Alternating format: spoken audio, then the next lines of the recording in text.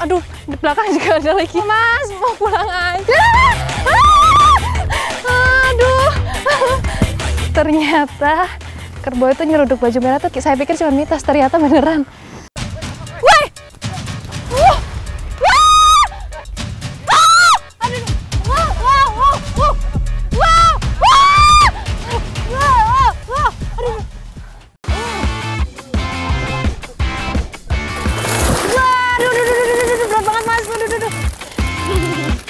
Nyebur enggak, basah iya. Tuh.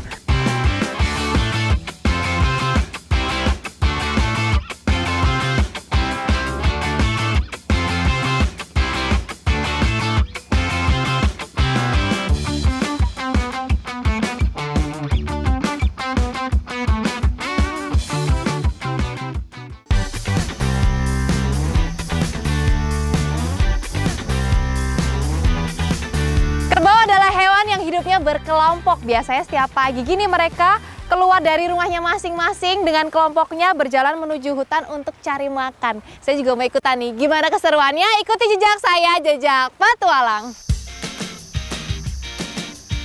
Kampung Kerbau.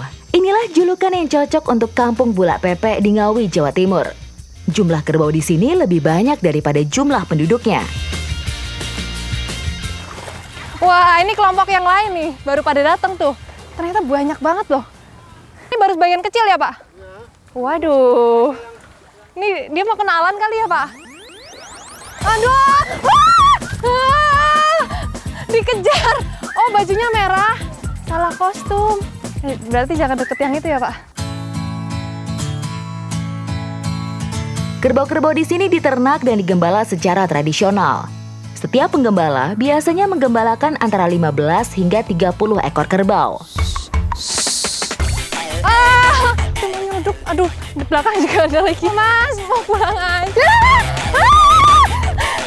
Aduh.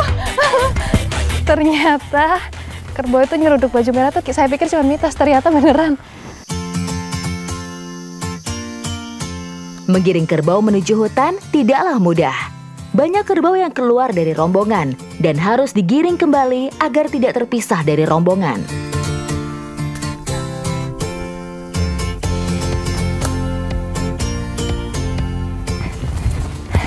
Nah, di sini nih mereka biasanya diumbar untuk cari makan. Ternyata setelah sampai sini kelihatan lebih banyak tuh.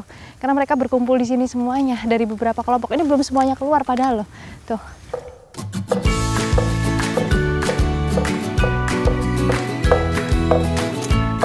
Hiburan kalau lagi nemenin kerbau-kerbaunya makan.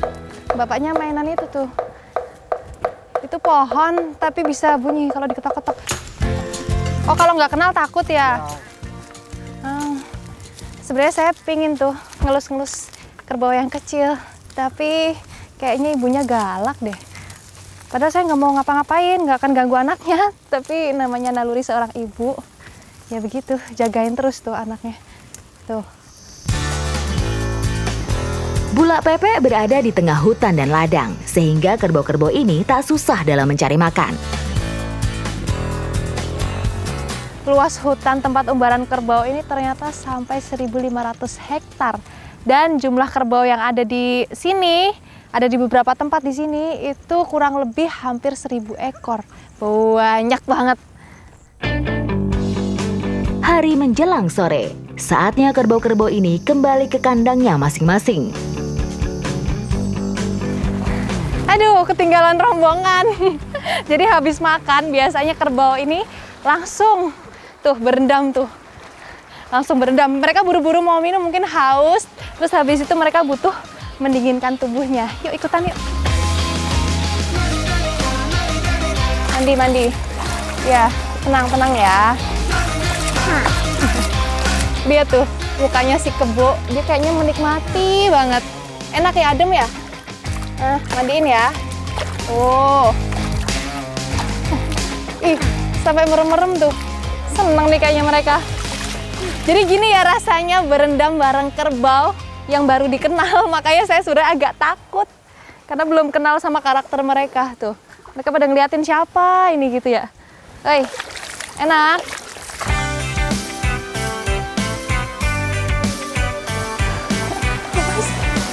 Loh. Aduh, kok bubar? Aduh, saya heran loh, mereka bisa berdirinya tuh bener-bener serentak barengan. Mungkin ada pemimpinnya kali ya, ngasih tahu ya, mentas gitu kali ya. Terus tuh, mereka langsung jalan pulang ke kandangnya tuh.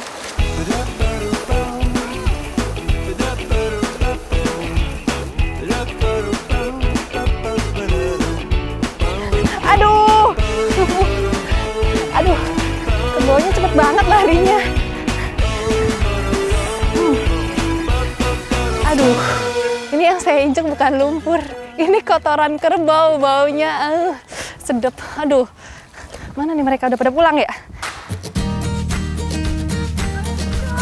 Para peternak kerbau menempatkan kerbau di kandang-kandang komunal. Lokasi kandang ini berada di pinggiran kampung yang jauh dari pemukiman warga. Kalau dilihat ya, rumah-rumah kerbau ini, nih, ini semua kan rumah kerbau nih. Itu ukurannya tuh mirip kayak rumah manusia, bahkan luasnya pun juga mirip kayak rumah manusia. Saya penasaran, saya mau ikutin kerbaunya sampai pulang ke rumahnya. Kita mau intip dalam rumahnya, mana tahu ada ruang tamu atau mungkin dapur kali ya. Yuk, aduh kaget. Yuk. Aduh, ternyata harus cepet larinya. Nih, mereka tuh yang bikin saya kagum, yang bikin saya heran, mereka tuh hafal rumahnya yang mana tuh.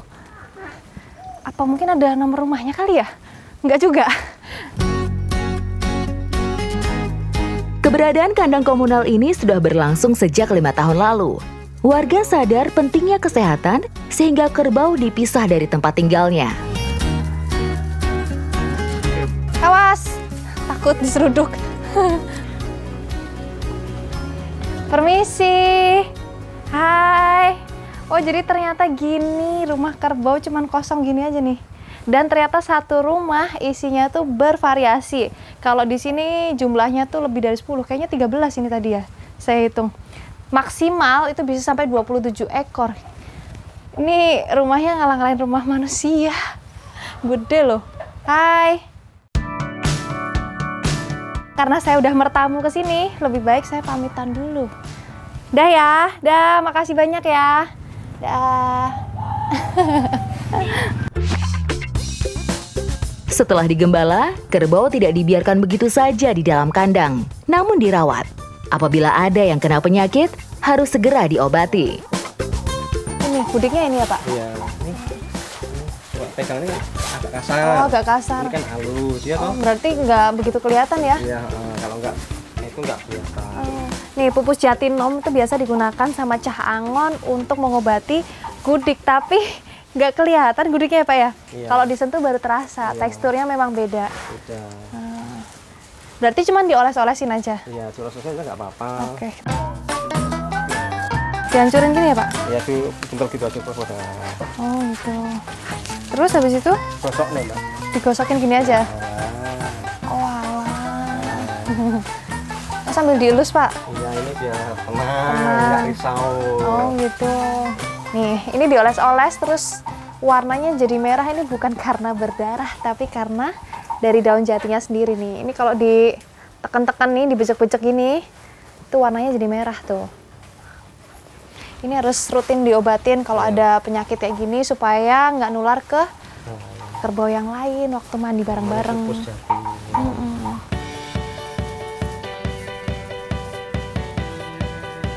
Pengalaman baru nih untuk saya bisa bertualang ke kampung kerbau terbesar se-Jawa Timur. Bahkan saya tadi bisa ikut angonnya, bisa ikut mandiin, bahkan ngobatin juga. Kayaknya udah cocok nih jadi Cah Angon ya Pak? Iya, cocok banget. Ikuti jejak saya, jejak petualang.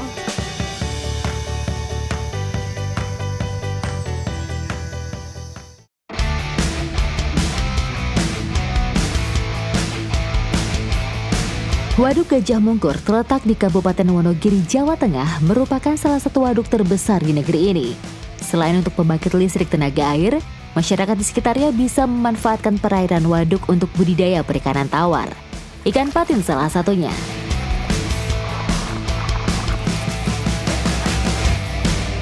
Mas, aku takut. Apa-apa? Yang paling bahaya dari ikan patin ini patilnya. ikannya segede ini. Gimana kalau kepatil? Aduh, nggak bayangin. Tapi megangnya ada caranya nih, harus hati-hati nih.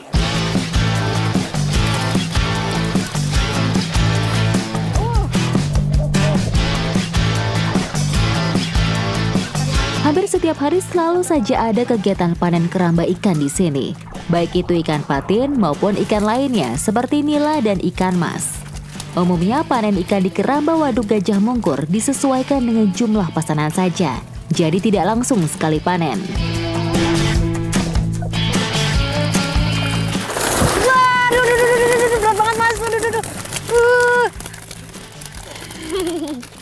Aduh, berat banget. Udah berat, dianya nggak bisa diem, makin berat, makin ketarik.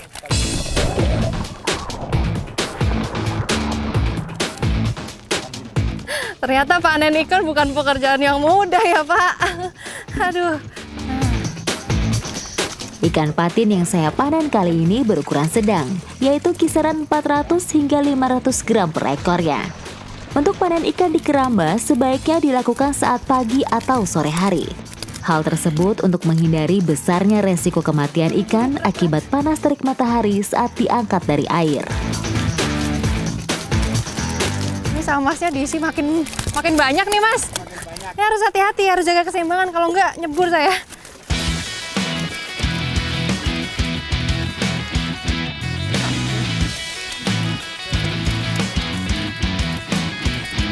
$49. 49 Pak. Aduh, 49 kilo. Aduh. Aduh. Cara nimbangnya ternyata diangkat gitu ya, Pak.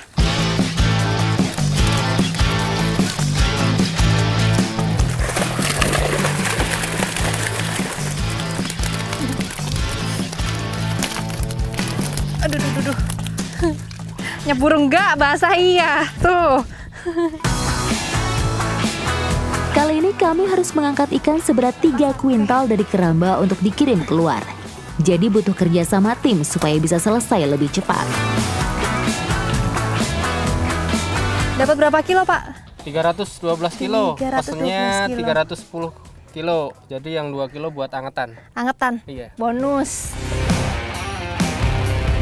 Gini nih cara mindahin ikan patin supaya tetap hidup. Jadi dibawa naik perahu. Terus bawanya tuh harus pelan-pelan banget dan ekstra hati-hati karena ikan patin ini punya patil. Kalau kita bawanya terlalu kenceng, nanti saling matil teman-teman yang lainnya, teman-teman ikan patin yang lainnya. Terus sampai sana bisa mati ya. Selain itu, beban untuk membawa ikan sebanyak 300 kg tentu tidak mudah. Harus menjaga laju perahu supaya seimbang dan ikan-ikan patin tidak stres saat sampai di tepi waduk.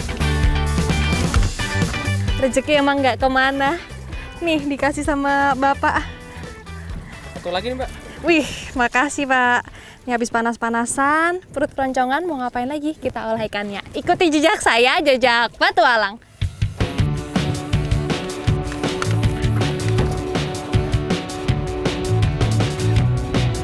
Sudah bukan menjadi rahasia lagi kalau daging ikan patin memang paling enak dibakar. Kandungan minyak dan lemak ikannya yang banyak jadi penyebabnya. Berhubung saya lagi pingin yang manis-manis, makanya ikannya mau kita bakar, kita olah jadi ikan patin bakar madu.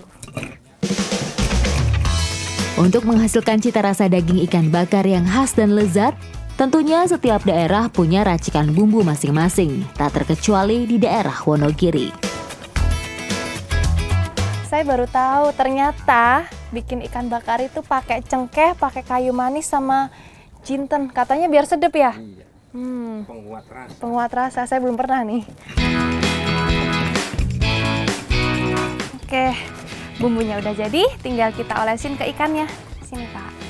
Nah, ini ikannya udah di slice-slice sama Bapak supaya bumbunya itu meresep. Ini bener nih, Pak. Ini ikan patin sama ikan lele enak mana Pak? Ya ikan patin lah, pakai nanya gitu ya Pak. Nah, oh iya, beratnya bumbunya udah dioles, sekarang tinggal kita bakar. Besar banget. Supaya bumbu semakin meresap, mengolesinya tidak cuma sekali. Bahkan saat di atas panggangan juga tetap harus diolesin. Nah, ini mah yang di restoran kalah.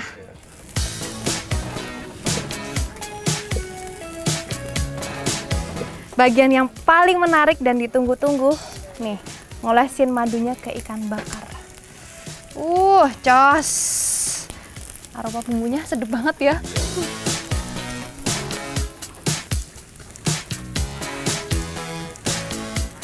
Yuk Pak, udah matang nih Pak. Gosong malah. Aduh. Ternyata nggak perlu nunggu waktu lama-lama, ikannya udah matang karena panasnya double dari matahari sama dari areng. Tak salah memang racikan bumbu dari Pak Tobing. Perpaduan aroma bumbu dan daging ikan bakar benar-benar membuat rasa lapar saya naik level, menjadi lapar banget. Ini kayak ngelengo gitu ya. Ini bukan ngelengo ini karena madunya. Tapi justru ini yang bikin menggoda, bikin tergoda ya. Enak. Wah, tenan. Mantap. Nih, ikan patin paling cocok dimakan sama sego tiwul.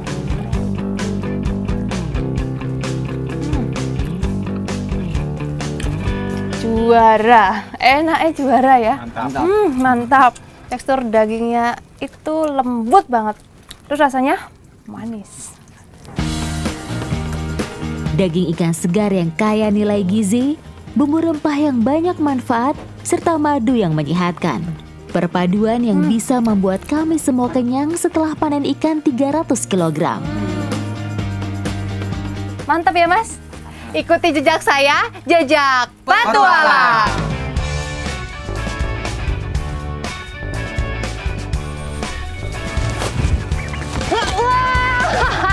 Nih kalkunnya mau kita tangkepin terus kita masukin.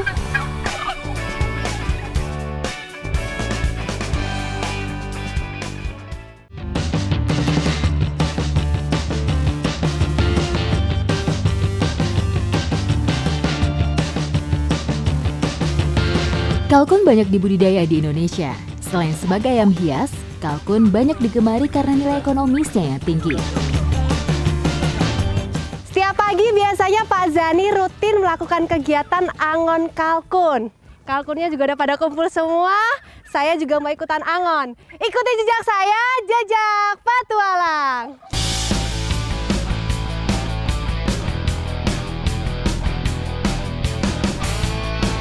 Kalkun merupakan jenis unggas yang bertubuh lebih besar jika dibandingkan dengan unggas lain. Unggas asal Amerika ini sangat cepat perkembangannya. Di usia 6 bulan, berat kalkun bisa mencapai 10 kg.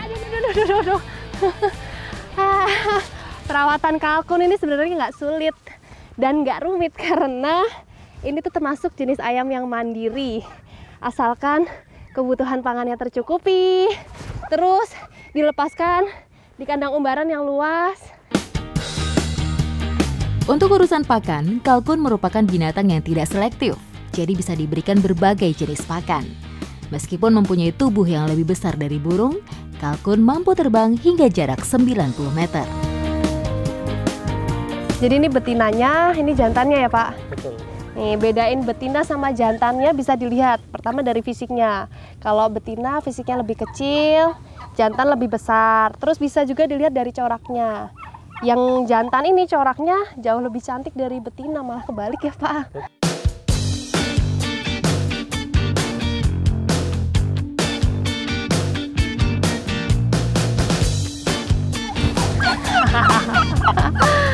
Jenis kalkun tuh ada banyak, salah satunya ini, blue slate. Ini termasuk kalkun yang paling istimewa. Kenapa? Karena corak warnanya tuh nggak berlebihan, dia warnanya tuh soft, terus beratnya tuh bisa mencapai 13-15 kilo. Ini jenis kalkun yang paling besar daripada yang lainnya.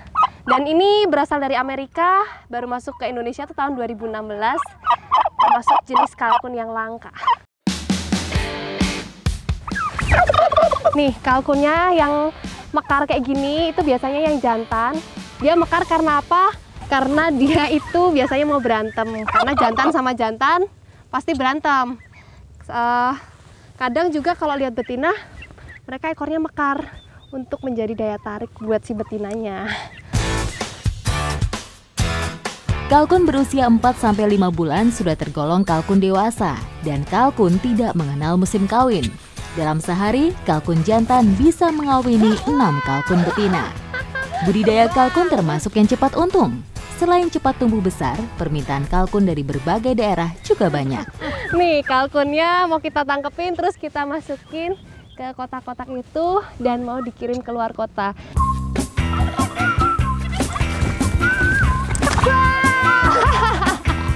Terbang.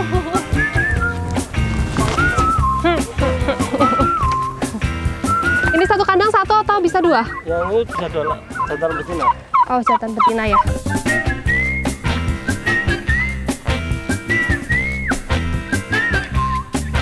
Oke, masukin sini ya Pak ya. Iya.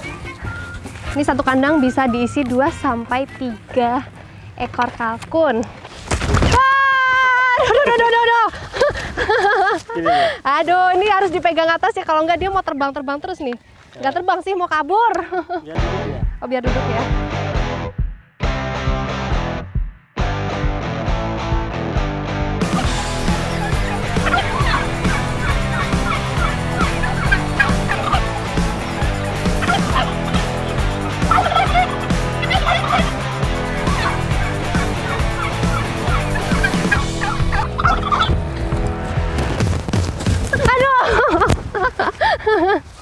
Besar, ini yang paling besar nih. Paling besar ya Pak? Ya. Aduh, larinya kenceng ternyata. Kalkun merupakan binatang yang tidak mudah stres, sehingga bisa dikirim keluar kota dengan aman.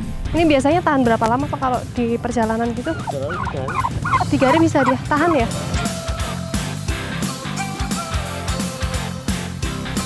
Semua kalkun sudah masuk mobil dan siap untuk dikirim. Ya, jalan Pak. Oke, udah siap. Kalkunnya udah dimasukin ke dalam mobil angkutan dan siap dikirim keluar kota. Ikuti jejak saya, jejak petualang.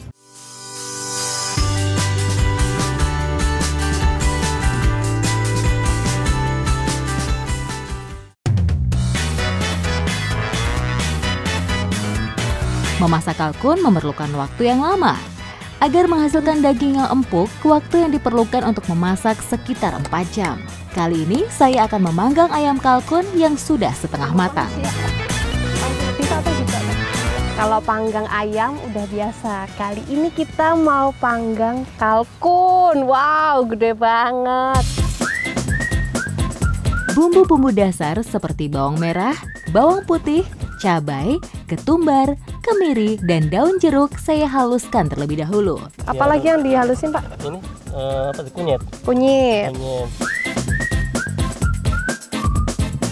Sebelum kalkunnya dipanggang harus dioles bumbu, pokoknya harus merata. Bolak-balik ya Pak ya.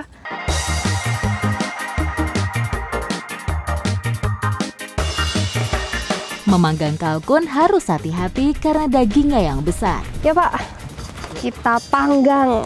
Aduh. Hancur ya. Iya. Wow, udah mateng nih. Menggoda banget ya Pak aromanya.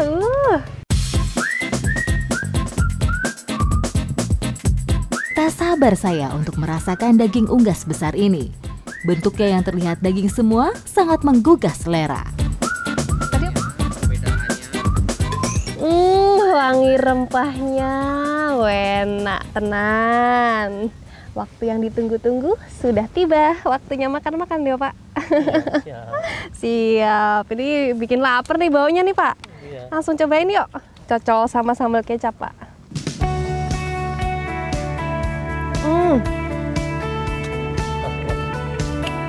Bumbunya enak tenan.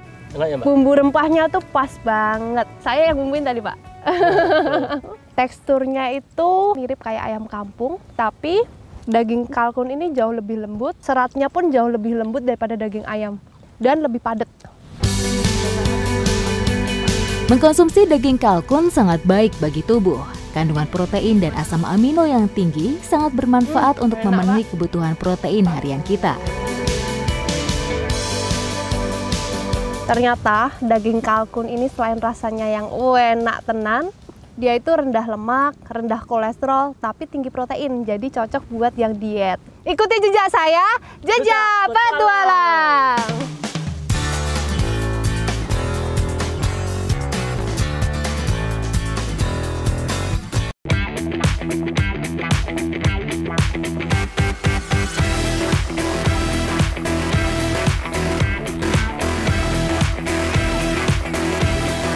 Dalam 2 minggu terakhir ini ada sekitar 100 bebek yang dimakan sama garangan. Dari 900 ekor jadi 800 ekor ya? Iya.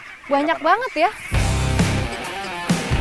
Di Cilacap, Jawa Tengah, garangan menjadi musuh utama para peternak, baik peternak ayam maupun bebek. Itu. Mas Lik. Oh iya tuh, Mas Ayo Mas. Wah!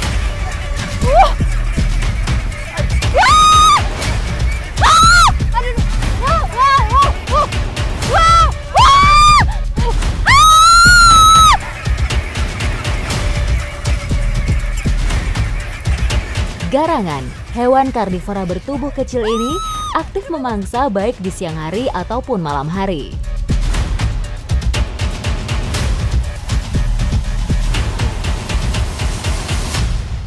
Oh, tepat banget nih. Jadi garangan ini lagi makan bebeknya, bener-bener makan bebek. Mana bebeknya Mas? Awas digigit.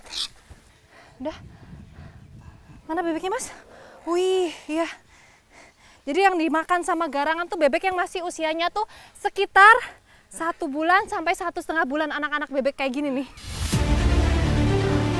Dengan taringnya yang tajam, garangan mampu memangsa bebek bisa lebih dari 1 ekor dalam sehari. Emang buas banget ya Mas ya? Ini buas. Tuh. Cakarnya juga lumayan tajam. Iya, cakarnya juga tajam, apalagi taringnya tuh. Buat nerekam bebeknya tadi tuh pakai cakarnya, terus langsung dicabik pakai taringnya ini nih. Ini kita bawa ya Mas ya, kita tinggal di sana biar dia nggak balik-balik ke sini lagi ya. Iya, kita bawa. Ikuti jejak saya, jejak petualang. Iya, Mas, ya?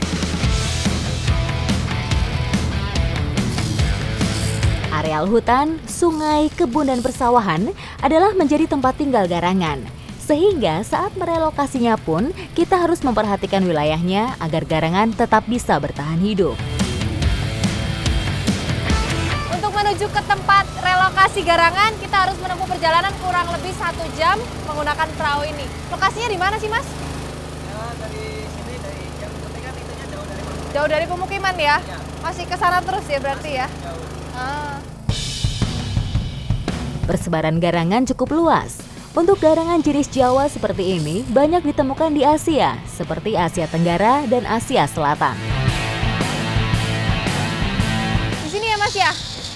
Kita udah sampai. Jadi untuk pemilihan tempat relokasi itu harus sesuai. Kalau di sini ketersediaan pangannya masih banyak. Di sini banyak ikan. Jadi dia bisa kalau mau makan bisa nyebur ya Mas ya? Garangan merupakan predator alami. Keberadaannya sangat diperlukan untuk menjaga ekosistem. Jadi garangan ini punya peranan penting dalam menjaga keseimbangan ekosistem alam. Makanya biarkan dia bebas di alamnya. Ikuti jejak saya, jejak petualang.